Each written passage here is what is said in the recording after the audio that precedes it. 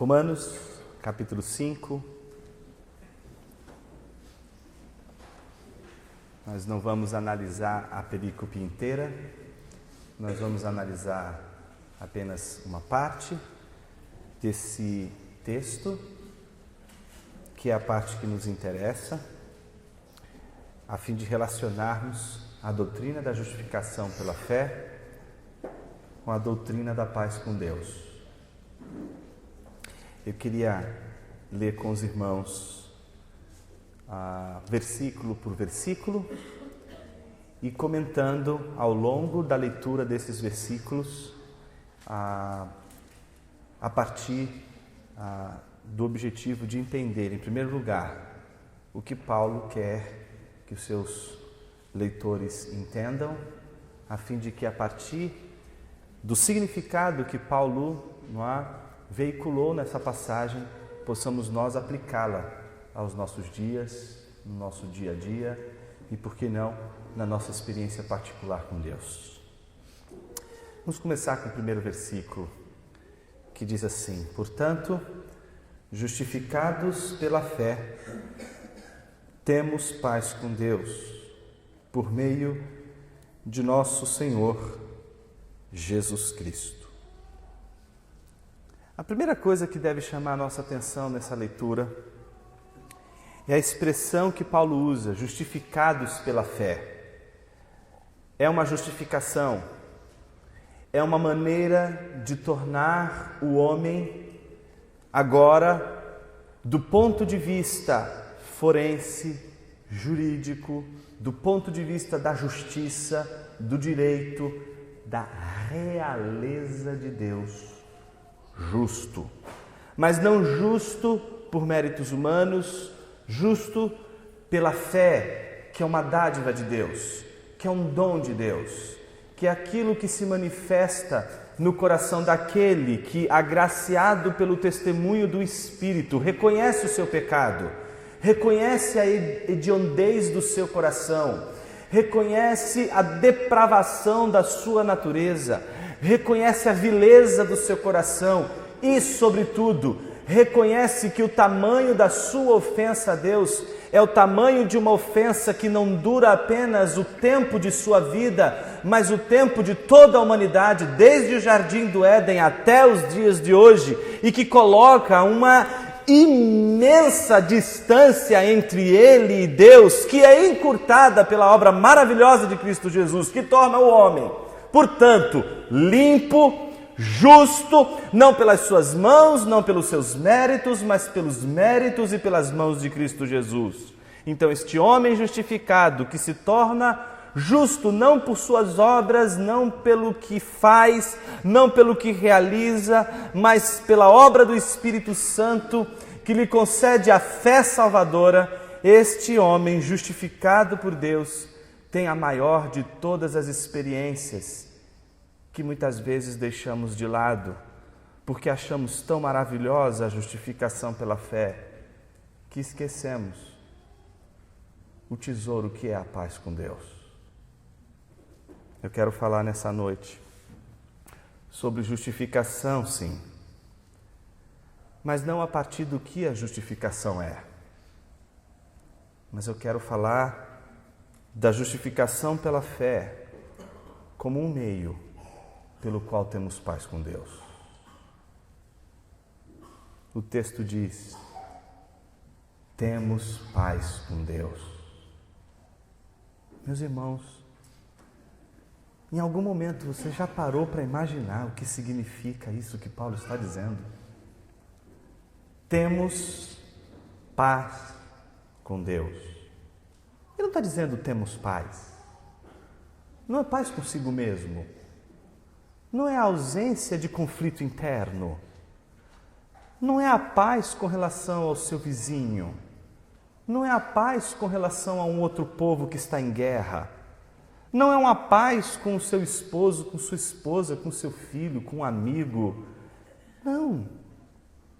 Paulo está dizendo que a justificação pela fé nos permitiu obter paz com Deus. Mais uma vez, você já parou para pensar o que significa ter paz com Deus. Ter paz com Deus significa que a luta que tínhamos contra Deus chegou ao fim. Ter paz com Deus significa que a tua inimizade com Deus chegou ao fim. Ter paz com Deus significa que todo o nosso coração, que por natureza se opõe à vontade de Deus, encontrou paz. Temos paz com Deus, a nossa luta contra Ele chegou ao fim. Temos paz com Deus, nossa revolta, nossa rebelião contra a soberania de Cristo e de Deus chegou ao fim. Temos paz com Deus, nossa vontade não é mais fazer nossa própria vontade, mas fazer a vontade de Deus, porque temos paz com Deus. Nossa guerra contra Ele chegou ao fim. Temos paz com Deus. Não obedecemos mais a Deus por obrigação. Não obedecemos mais a Deus porque temos juízo. Obedecemos a Deus porque não queremos mais lutar contra Ele. Porque não faz mais sentido lutar contra Ele. Porque Ele não é mais o nosso inimigo. Porque Ele já não está mais irado contra nós. Porque Ele já não mais olha para nós com olhar de ira. Temos paz com Deus, não resistimos mais o seu amor, temos paz com Ele. Temos paz com Deus. Nossa luta contra Deus chegou ao fim. Temos paz com Deus. A luta de Deus contra nós também chegou ao fim. Temos paz com Deus, porque Deus não nos olha mais como por meio de Adão. Temos paz com Deus, porque Ele já não luta mais contra nós. Temos paz com Deus. A ira de Deus contra nós chegou ao fim. Temos paz com Deus. Não há mais razão para Deus nos fulminar com a sua santa ira por causa das nossas ofensas que duram desde o Éden. Temos paz com Deus. A ira de Deus contra nós chegou ao fim. Temos paz com Deus, porque um dia a santa ira de Deus se revelou num dos gestos mais violentos e truculentos da história de toda a humanidade. Temos paz com Deus porque este gesto da ira divina, de pesar a sua mão sobre nós e acertar a sua pesada mão de uma vez por todas sobre toda a humanidade, atingiu em cheio o seu único Filho. Temos paz com Deus porque Cristo Jesus recebeu toda a ira de Deus sobre si. Toda a ira de Deus se aplacou. Toda a inimizade que Deus tinha contra nós chegou ao fim. Toda a ira de Deus foi desferida sobre Jesus. Temos paz com Deus por meio de nosso Senhor Jesus Cristo. A gente poderia terminar agora e ir embora daqui. E dificilmente você encontraria uma mensagem mais poderosa do que essa.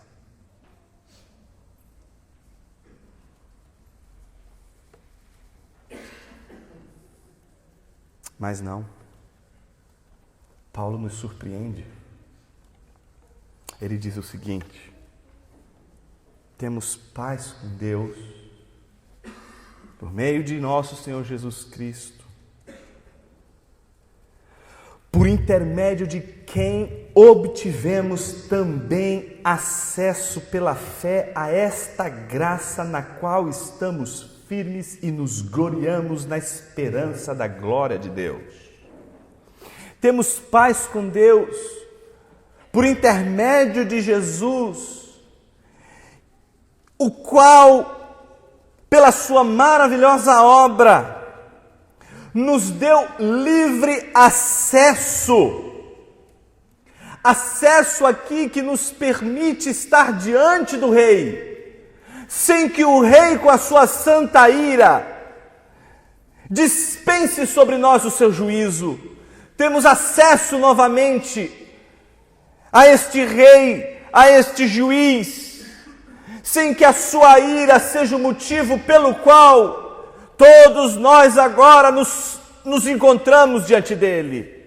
Sim, temos paz com Deus, e essa paz é que nos torna capazes de diante de Deus estarmos, sem que a sua ira nos consuma. Estamos diante do Rei, temos livre acesso pela fé a esta graça que nos foi dada, na qual estamos firmes, na qual perseveramos, na qual não sofremos nenhum impacto que nos cause vacilação, que nos cause alguma espécie de dúvida, alguma espécie de incerteza. Esta é a maior de todas as certezas. A obra de Cristo Jesus colocou um fim na luta de Deus contra nós e na nossa luta contra Ele, e por isso temos acesso a Deus. Não só temos a certeza da justificação que nos dá a paz com Deus, mas temos a alegria. Paulo usa uma palavra muito bonita, kauchometa, que em geral a gente traduz por e nos gloriamos. Mas Paulo está falando de gloriar-se, no sentido de alegrar-se. Gloriar-se não no sentido de você trazer louvor, mas no sentido de você regozijar, no sentido de você se alegrar. Portanto, temos um motivo para nos alegrarmos todos os dias. E o motivo desta alegria, o motivo deste gozo, o motivo deste regozijo é um só. Temos paz com Deus. E esta paz nos permite a alegria de sabermos que temos na glória de Deus, e aí sim, na glorificação de Deus, no louvor a Deus, na honra ao nome de Deus, a esperança de toda a fé que foi depositada em nós por meio de Jesus Cristo em sua obra graciosa. Temos paz com Deus, e essa é a maior de todas as notícias que o Evangelho pode nos dar.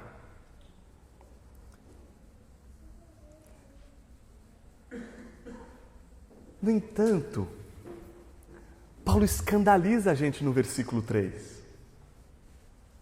Ele diz assim: e não somente isto. Para tudo! Como assim não somente isto? Somente isto? Isso é tudo! Como assim não somente isso? A gente podia ir embora agora, caramba!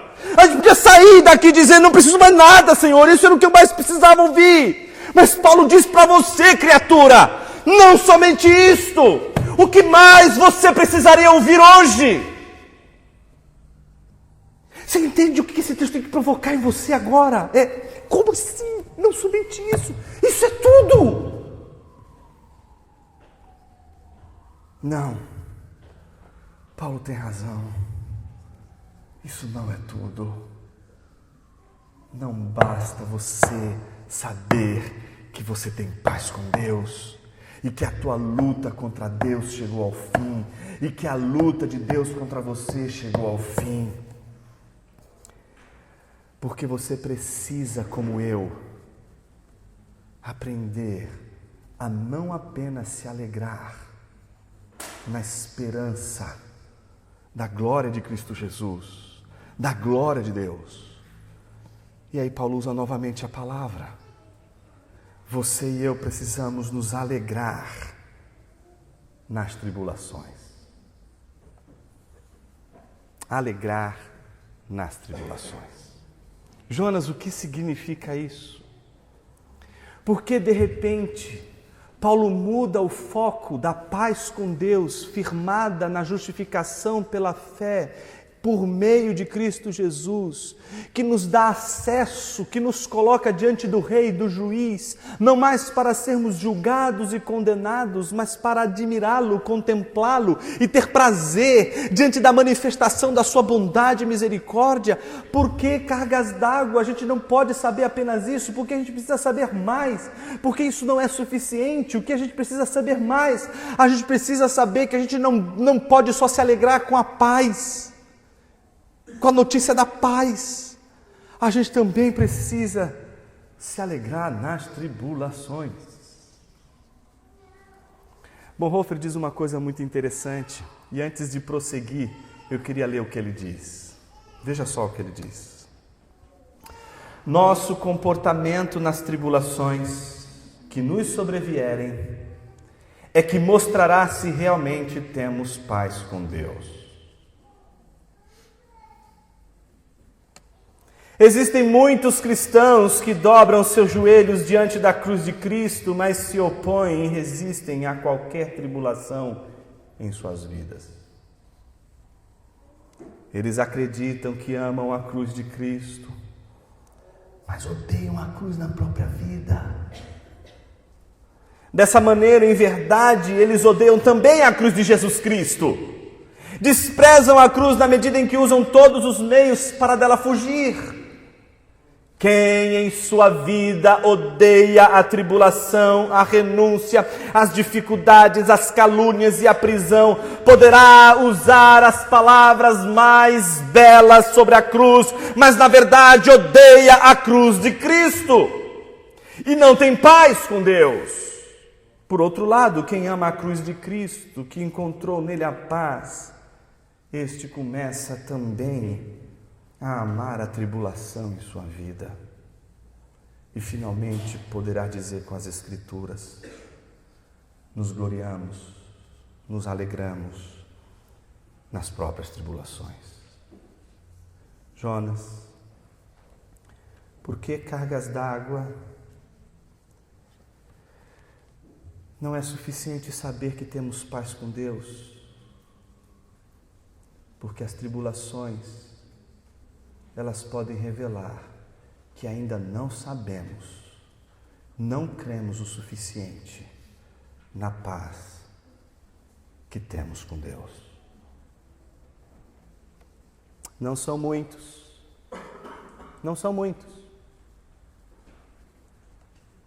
ou melhor dizendo, não são poucos, são muitos os que, diante da tribulação, diante do sofrimento, voltam a lutar contra Deus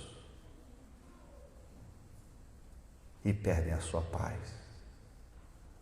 paz com Deus. Diante das tribulações,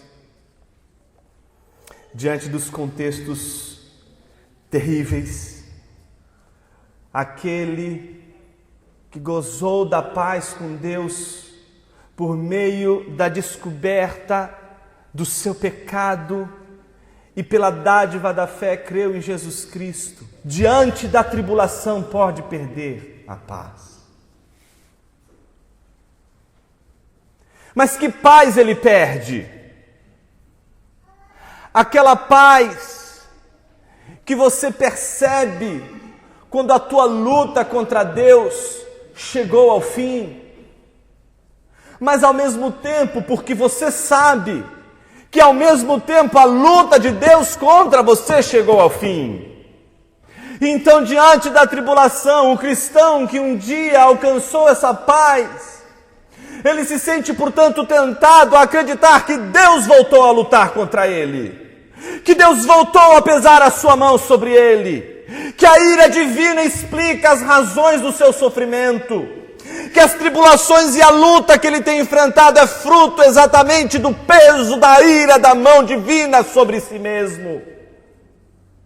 Então o sujeito que olhando para a sua tribulação, acha que Deus voltou a pegar nas suas armas para lutar novamente contra ele.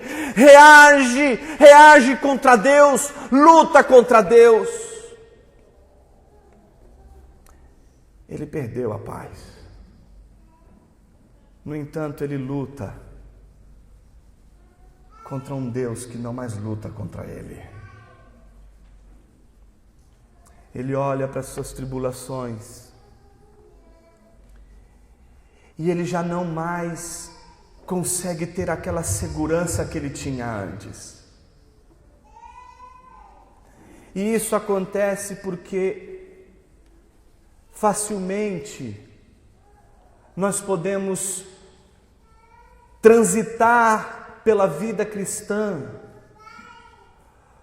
como se ela fosse um caminho, como se ela fosse uma via, em que do começo ao fim, o sofrimento, a tribulação, as privações, fossem apenas sinais de que a paz com Deus chegou ao fim, quando na verdade parece que é o oposto, o que Paulo quer chamar a atenção.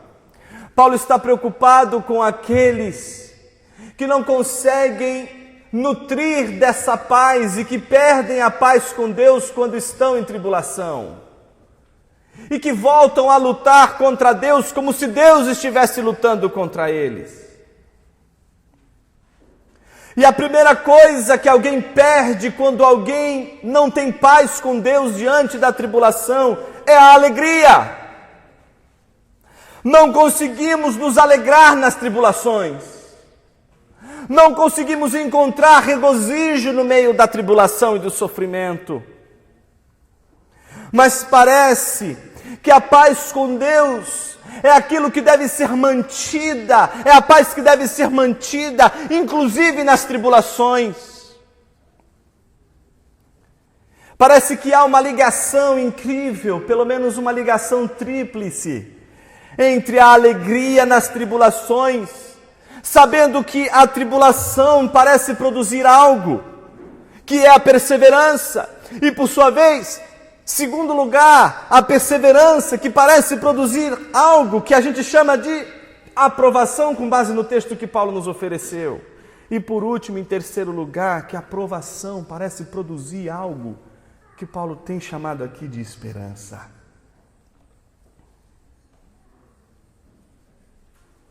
O que está por detrás dessas palavras e desse movimento de Paulo?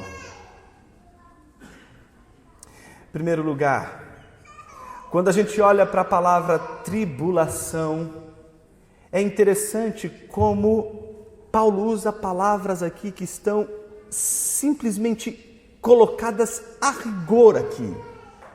Não como sendo meramente um sofrimento qualquer, mas ele chama aqui de uma experiência de tribulação que deve ser entendida como uma luta, como uma batalha, que deve produzir em nós não uma espécie de desânimo, não uma espécie de desistência do tipo, acabou, a tribulação é o fim, mas pelo contrário, deve nos provocar em nós algo que Paulo nos chama a atenção pelo uso da palavra perseverança. Paulo usa a palavra perseverança como aquilo pelo qual você deve manter-se embaixo e constante, como alguém que carrega a sua cruz, como alguém que está por debaixo carregando a sua cruz e mantendo a sua caminhada perseverante, carregando a sua cruz. Por isso a tribulação ela deve produzir em nós a caminhada e não o fim da caminhada. As trevas não podem parar a sua caminhada. Você tem que aprender a caminhar nas trevas. Que bênção, não é, irmãos? A gente escuta tanta coisa que a palavra de Deus diz sobre as trevas, não é como sendo algo ruim, e é verdade. A Bíblia nos fala dos filhos das trevas em contraste com os filhos da luz, e a Bíblia fala das trevas como algo tão negativo, mas nem sempre a Bíblia fala das trevas como algo negativo. Isaías capítulo 50, versículos 10 e 11 dizem o seguinte: quem há entre vós que teme o Senhor e escuta a voz do seu servo, senão aquele que anda em trevas sem luz nenhuma. Confie no Senhor e se firme, persevere no seu Deus. Ei a todos vós que acendeis vossas lamparinas, em tormentas jazereis. Qual é a preocupação do profeta, senão a preocupação daquele que pode, diante das trevas, achar que não tem mais condições de caminhar, quando na verdade o que a gente precisa não é enxergar, o que a gente precisa é ouvir. Quem tem que enxergar é Deus. Mas a tribulação parece um lugar escuro, e diante da tribulação nós achamos que não há mais condições de continuar, não há mais condições de caminhar. Mas o que Paulo está dizendo é que a prova da paz, a prova da alegria, é que a tribulação vai produzir perseverança. A tribulação não vai impedir o próximo passo. Segundo, a perseverança, ela tem que produzir aprovação. Paulo usa uma palavra muito peculiar aqui, aprovação, é a palavra dokimos. Essa palavrinha é importante para Paulo. Paulo vai usar ela em várias ocasiões. Uma delas, uma ocasião especial, está em 2 Timóteo capítulo 2, versículo 15, quando Paulo diz: procura apresentar-te a Deus dokimos, como obreiro que não tem do que se envergonhar, que maneja bem a palavra da verdade. O que a tribulação produz? Produz firmeza na fé, produz continuidade, não interrompe a sua caminhada, não te impede de caminhar, mas a tribulação deve produzir em você a confiança de que você tem que carregar essa cruz, você tem que carregar esse sofrimento, colocar sobre os seus ombros e prosseguir. E é esse movimento de prosseguir que vai provar você. Que vai provar você como genuíno ou não. Imagine você que a palavra dokimos, ela era usada por um ferreiro, por exemplo, para determinar se a moeda é verdadeira ou não. Imagine você que uma moeda não era como as moedas de hoje, que são absolutamente idênticas. Elas não eram idênticas no seu formato, elas eram idênticas no seu material.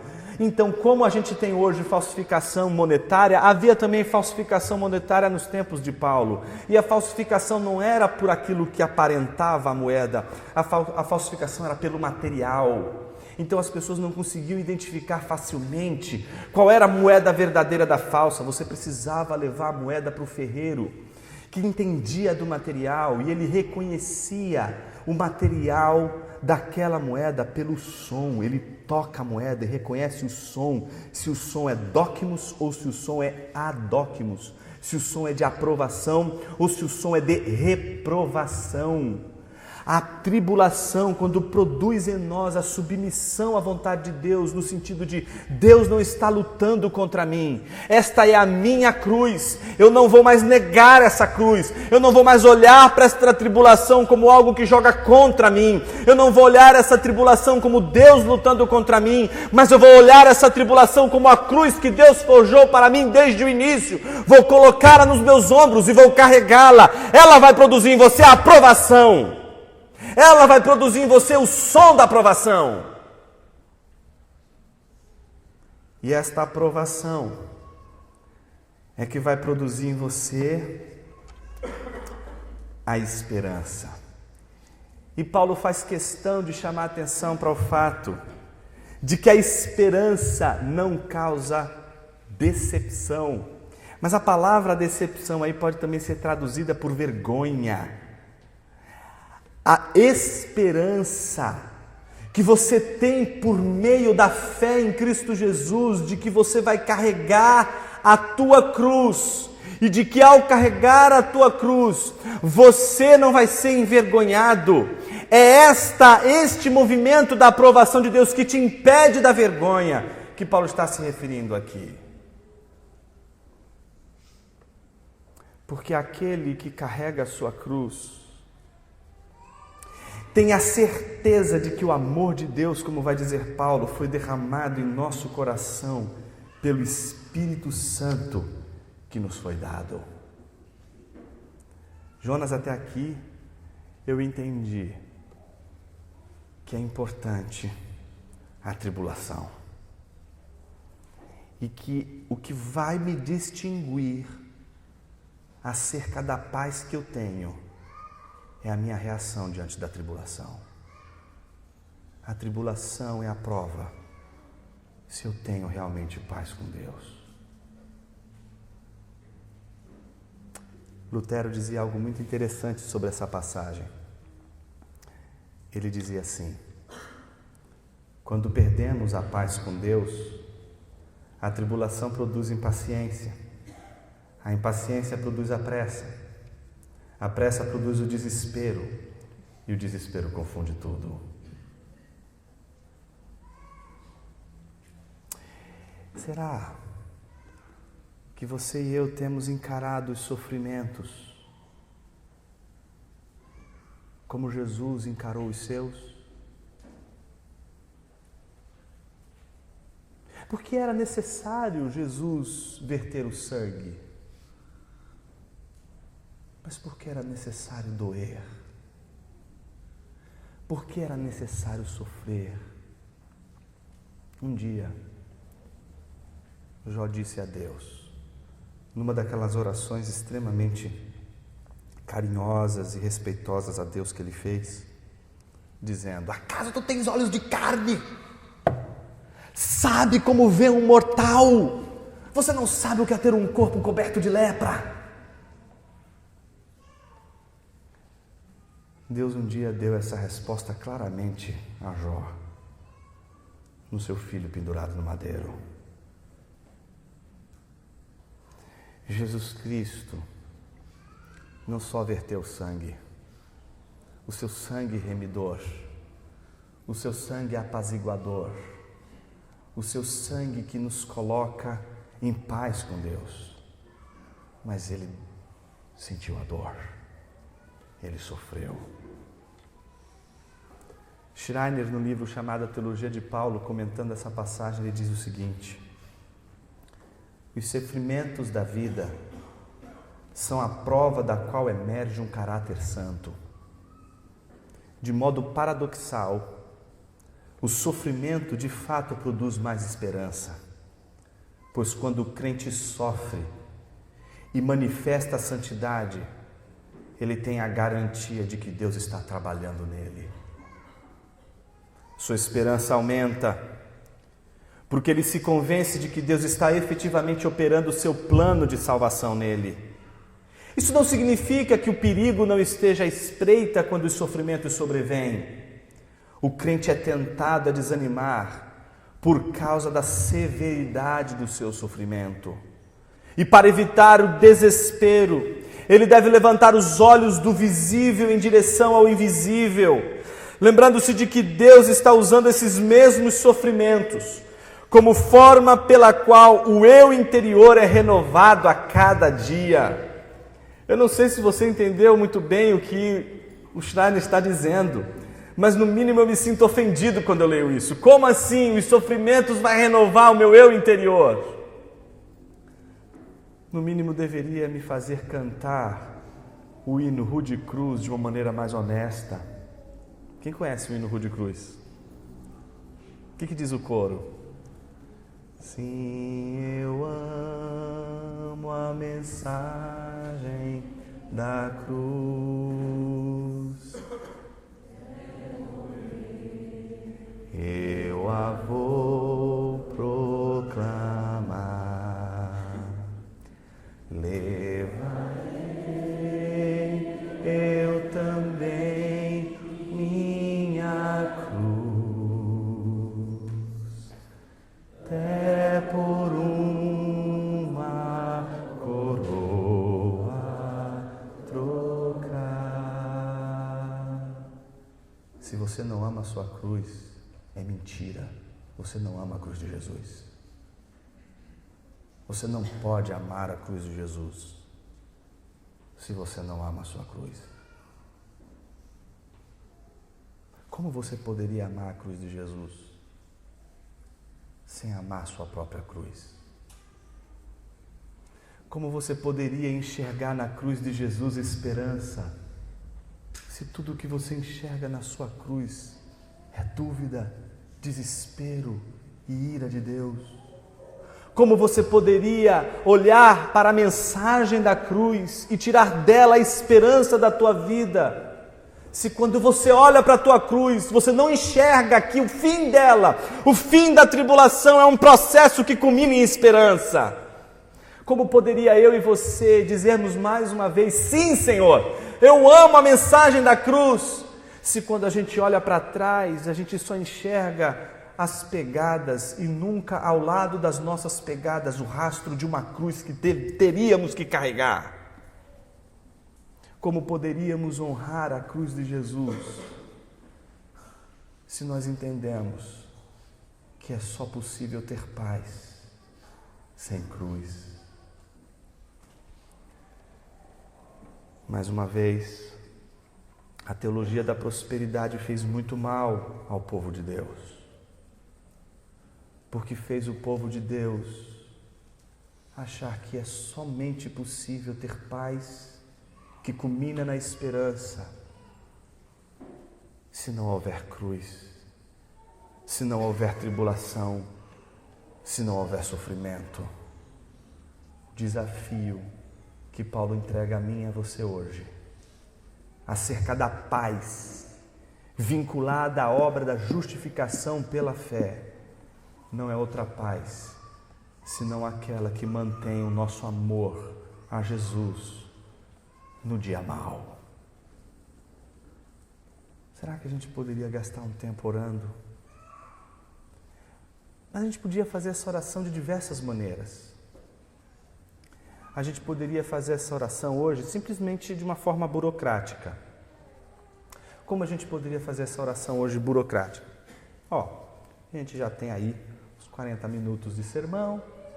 A gente faz agora mais uns 5 minutinhos de oração, termina aqui, todo mundo fica bem, depois vai embora e acabou.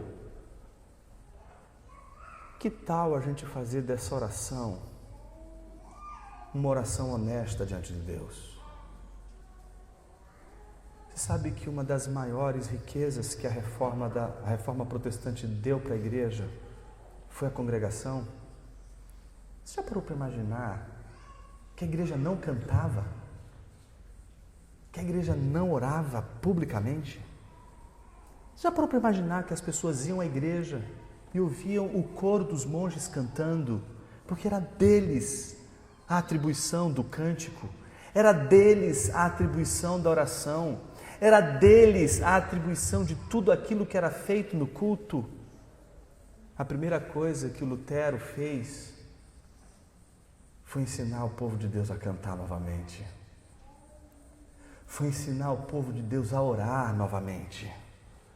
Foi ensinar a congregação a cantar e orar novamente. Será que a gente poderia hoje, diante da palavra de Romanos, capítulo 1, que diz: justificados, pois mediante a fé, termos paz com Deus, confessar nosso pecado, o pecado de voltarmos a lutar contra Deus, mesmo quando Ele já não luta mais contra nós? Porque quando nós entendemos que temos paz com Deus, já não conseguimos mais entender a tribulação como uma ira, um juízo de Deus por causa do nosso pecado, mas sim como uma cruz que deve ser carregada e que no final desse processo deve produzir em nós esperança. Será que a gente poderia gastar um tempo confessando a Deus nossos pecados? Faz tanto tempo que a Igreja de Jesus não se reúne para confessar seus pecados, para diante do senhorio de Jesus dizer: Pai, obrigado, porque temos paz contigo, mas eu quero confessar meu pecado, porque às vezes tenho vontade de dar um soco na cara de Deus, porque eu acho que Deus voltou a lutar contra mim, me dando tanta tribulação, me dando tanto sofrimento. Senhor, eu quero te pedir perdão, porque eu tenho tido raiva de um Deus que não luta mais contra mim. Eu tenho tido raiva por causa do sofrimento e não tenham tido mais paz. Curva a sua cabeça por um momento.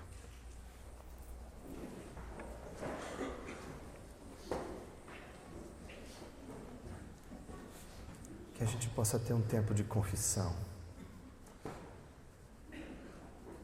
Que a gente possa ter um tempo de arrependimento. Que a gente possa ter um tempo de quebrantamento.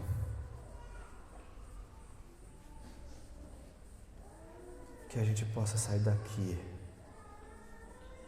sabendo realmente o que significa ter paz com Deus.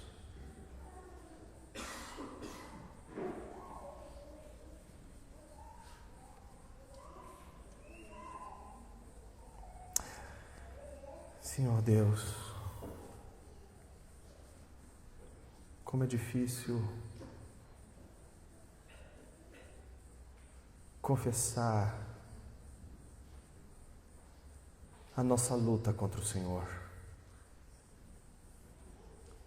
Como é difícil fazer orações verdadeiras, talvez por conta da nossa hipocrisia, ou talvez porque a gente não entendeu a Tua palavra como a gente deveria entender. A gente se revolta contra o Senhor, achando que as tribulações sobre o Seu povo, sobre Sua igreja, elas todas são frutos da Tua ira. Perdoa-nos, Senhor, porque Teu Filho amado Jesus Cristo assimilou toda a sua ira, e quando a gente não crê nisso, em silêncio a gente está negando a suficiência do sacrifício de Jesus. E quando a gente volta a lutar contigo, a gente está dizendo em silêncio que o sacrifício de Jesus não foi suficiente para aplacar toda a tua ira. Meu Senhor e meu Deus, eu lhe peço misericórdia nessa noite, por todas as vezes que perdemos a nossa paz, porque não confiamos na suficiência da assimilação do golpe que o Senhor deu em Jesus Cristo, finalizando de uma vez por todas a Tua santa e justa ira contra nós. Tem misericórdia de nós, porque quando lutamos contra o Senhor, na verdade estamos lutando contra Jesus Cristo, diminuindo, apequenando a suficiência da obra de Cristo na cruz. Perdão, Senhor. Perdão pelas horas que achamos que o Senhor está nos punindo. Tudo porque a gente só entende que o sofrimento é algo ruim e que do sofrimento não pode ter nada que traga em nosso coração renovação, aprovação e esperança. Cria em nós, Senhor, hoje, nessa noite, pela Tua palavra, a confiança, a poderosa confiança na obra de Jesus, que nos permite acreditar sem duvidar de que o Senhor não mais nos olha com ira. Obrigado, Senhor, porque entre nós e o Pai, o Senhor Jesus se colocou. Obrigado, Senhor, porque quando nós olhamos para Ti, nós encontramos o Senhor da glória. Obrigado pela Tua obra mediadora. Obrigado porque o Senhor colocou entre nós e Deus e recebeu toda a ira de Deus. Assim oramos. Amém. Meus irmãos,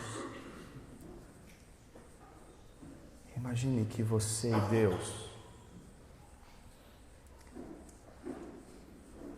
não estão unidos sem a mediação de Jesus.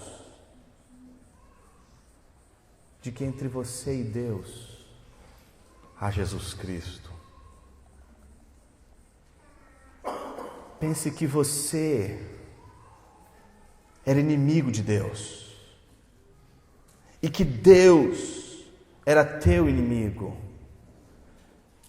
Mas descubra de uma vez por todas que Jesus se colocou no meio entre você e Deus para apaziguar você e Deus de uma vez por todas.